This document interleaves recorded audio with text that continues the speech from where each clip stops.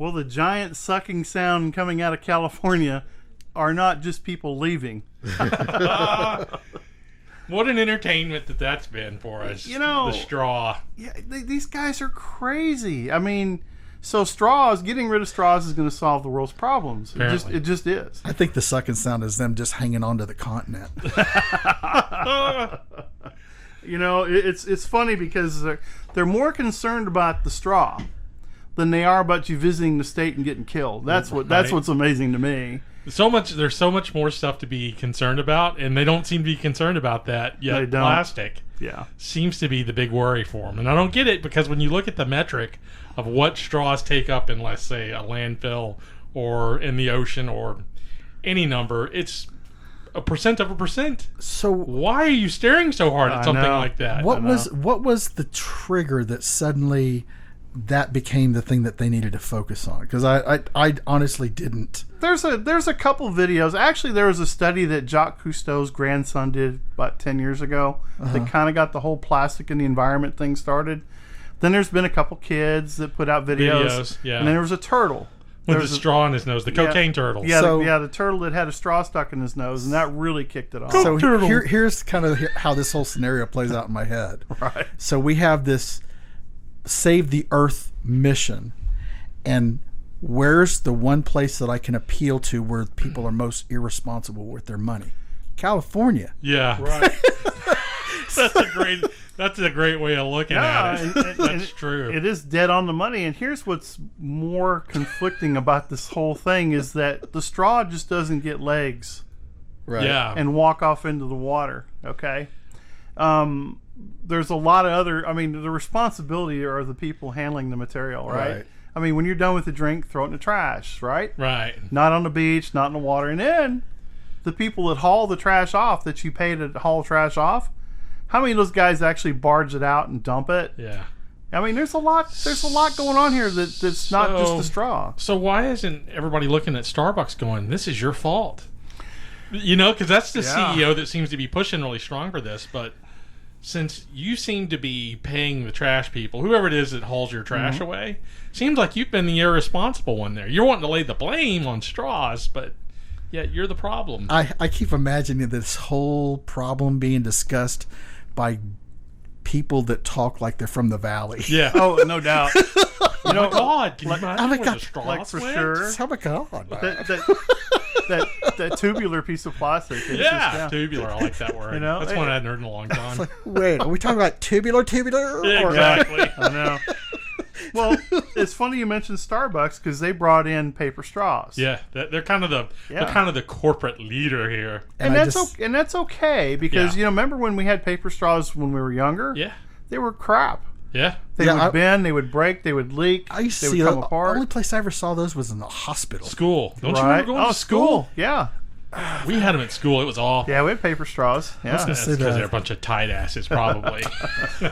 But the funny thing is they were so proud of this moment that they showed a picture. Yeah, and the straws were like 50 inside of a plastic sleeve. So, way to go! More plastic in the sleeve than there were in all the straws. Yeah, so way to go, Starbucks. That's leading the way, buddy. I don't know. I sit there and I look at all these causes. And I still come back to how you handle yourself. Yeah. What do you do with this stuff? I mean, I know a lot of people, they recycle. I have nothing against recycling. Right. It's not our goal to talk about environmentalism here. We're more about the stupidity going on with this whole See, this isn't environmentalism, though. This is feel-goodism. That's exactly what it is. It's a bunch of plastic banana. I want to fucking feel good. Yeah, that's what this is. No, you're right. I want to feel good about me. And if you don't, I guess, preach from the same pulpit that they are, you're suddenly the person that wants to set the world on fire. I'm gonna make a difference. Are you that person that slowly feels the world slipping out of your fingertips? Right. They have to. California has to feel that. My God, look at that place. I mean, it's a mess. It really is. You think about it, though. It's funny you touched on that. You're dealing with a bunch of people that really don't believe in a higher power, so they have to believe in something. Yeah. So I think that's where they draw a lot of this from. We believe you've got in a the bunch of straw man. Yeah. I don't know. To me, it'll eventually end up being a knock on the petroleum industry, like it always is. Sure. Yeah.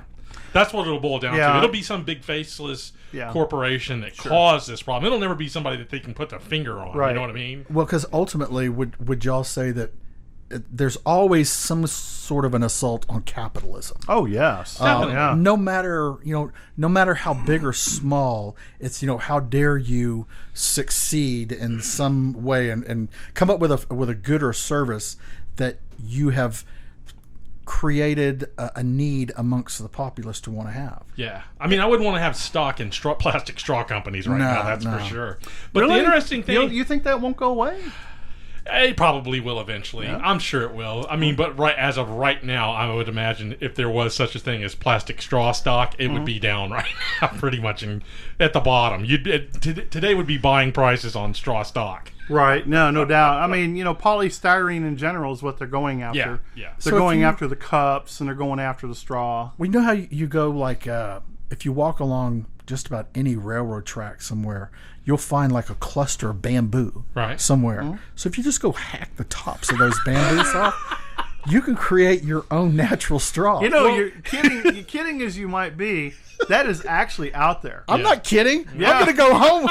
I know where I'm stopping before I go home. The train tracks are right down the road. Can you see showing up with a 3-foot length of bamboo at your favorite drink shop? Yeah. And you just hack it off. You just take your knife out, this big old whack. Oh, wow. People would faint everywhere. Yeah. But you don't know if it's from the knife or the bamboo. Right. Yeah, true. Is that free range bamboo? That bamboo is crying. That bamboo is crying.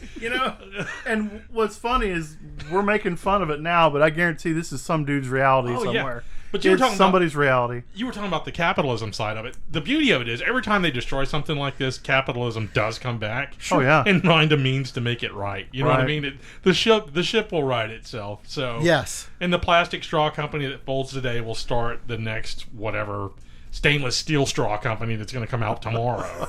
Well, and they already do sell the stainless steel straws. Yeah, they also sell silicone.